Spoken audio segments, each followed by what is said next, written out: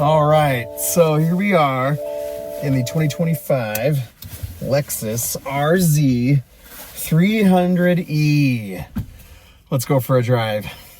All right, so you've got this nifty gear shift knob. Lexus is kind of like taking it upon themselves to make the most unique gear shift knobs. But let's go to reverse. You're treated to this really amazing sound. So here we are, we're in it, and I gotta admit, a couple of my favorite things about this car is that I think it looks really, really cool.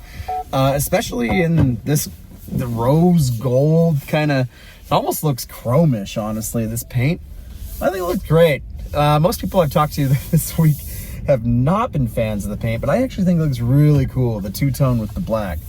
And I think it just is a sharp looking car. Like, it's got a nice shape to it. It's got great proportions. I think it just looks really cool.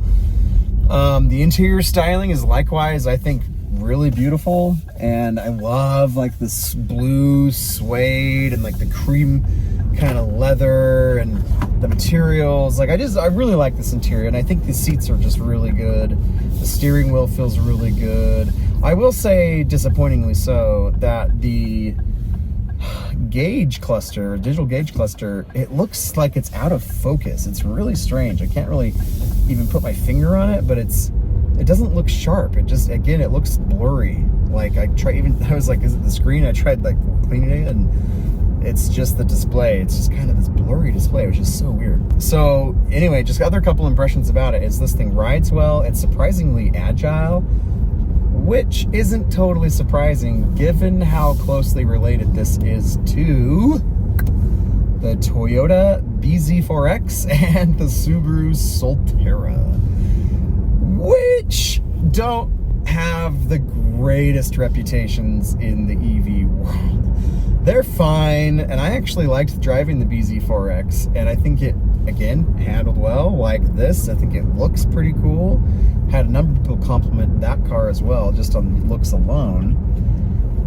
However, that car, and likewise this one, is let down by the range. When equipped with these 20-inch wheels, which do look cool, this thing on a full charge only gets 224 miles out of a full charge, which is not very far. And as you can probably tell, it's very cold here in Salt Lake City, Utah. And the snow and the cold weather has been taking a toll on this battery. At 75% charged, I only had about, I think, like 140 miles of range is what it was showing on the trip computer up here.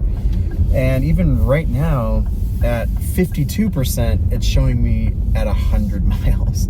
So, not wonderful. Honestly, this Lexus RZ really is going to only work for you if you can charge at home. But even then, the DC fast charging rates are capped. This is maxed out, I think, at 150 kilowatt hours, which again isn't just incredible. Like, it's okay, but it's just going to take a while to charge. And so this thing looks really cool. It's nice to drive. It's not really that quick.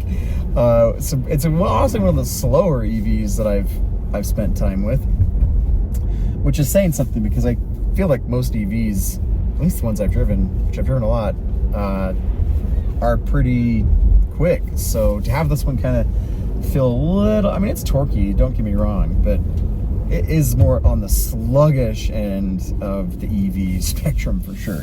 Other things that I've liked is the back seat is really spacious and comfortable. And my 3 kids, including one in a rear-facing car seat, fit fine.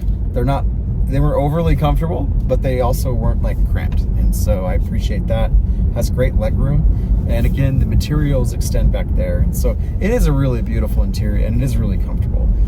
Something I think Toyota does really well right now are their seats, and Lexus, as well, obviously. And these seats are really good. It's just nice to drive. Like, I appreciate the heads-up display. I like the 14-inch screen. I'm getting kind of tired of the same screen in every car, every Lexus. Like, you've got a, a lot of the buttons are scales or sliders are integrated into the screen, which I'm kind of just over, and I think a lot of people are over at this point. But regardless, it works fine. You can connect your phone, wireless Apple CarPlay just fine. It looks really good. It displays the information, and it does a good job. I do wish that the heated seats and the heated steering wheel got a little bit warmer. Very curiously though, I should probably know, but there's kind of like this cloth material on the steering rack underneath the steering wheel. And that, again, I'm not even really sure what it is, but holy smokes, that thing gets so warm. And I don't know if it's from the steering or what, but it's very warm. Well, the steering wheel, honestly, like up here, it's actually kind of cold. And down here on like the bottom, it's lukewarm, I would say. So it's honestly kind of a disappointing heated steering wheel. And the heated seat also, like, it feels okay, like you can kind of feel it, but it's not anything, it's not like really warming me up, unfortunately. And one last thing that I really love about this RZ is this electrochromatic roof. This was on the Toyota Venza, and it was on the Lexus GX Luxury that I spent some time with a little while back. And I gotta say, I think that these roofs are just so cool. And I wish that they were available on more vehicles. I'm sure, well, I don't know, but I assume it's kind of an expensive feature to include. But here in a Lexus, I think it feels right at home, and I think it's just really, really cool. Yeah, it's nice to be able to open up a moonroof and to be able to get some fresh air and stuff, but if you're not really into that, you just like having like the open feeling, man, I think that this is just great. So there you go. Okay, so last thing to talk about is the price. And for this car, as optioned, you're sitting at about just over $60,000. And that's a lot of money, honestly. And to be blunt, I think this RZ is a little out of its league at that price range, especially considering the very mediocre range. And man, is this thing gonna heat up? It's like cold in here. It's blowing cold air. I've been driving for a while. It's on high. Maybe it'll warm up soon. And just even in the last 5 minutes that I've been filming, we went from 100 miles to 79 over a 20-mile dip in 5 minutes. It's just, I don't know. It's a beautiful car. It looks cool. It drives well. It's decently comfortable. But this thing, it's for over $60,000. I think it's just honestly a bit of a tough sell, as is this Toyota BZ4X. Like I said in that review, I think, you know, if you can charge at home and you're okay charging like all the time and you're not going far, like this is not a road trip car, this is strictly a commuter car, just around town kind of car. If that's okay with you, then, and you love the styling, then great, sure. But if you do like to go places and you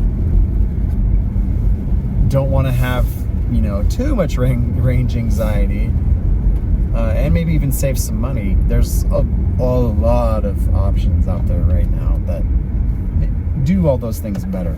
I will say though, this is definitely one of the better and cooler interiors that, you know, I've come across in an EV. So anyway, guys, thanks for watching. If you've bought one of these, let us know what your experience has been like and how's the range, and, you know, for a long period of time, if you found it to be better. And anyway, hope that helps you, and thanks for your comments and subscribing and all that. And until next time, we'll see ya.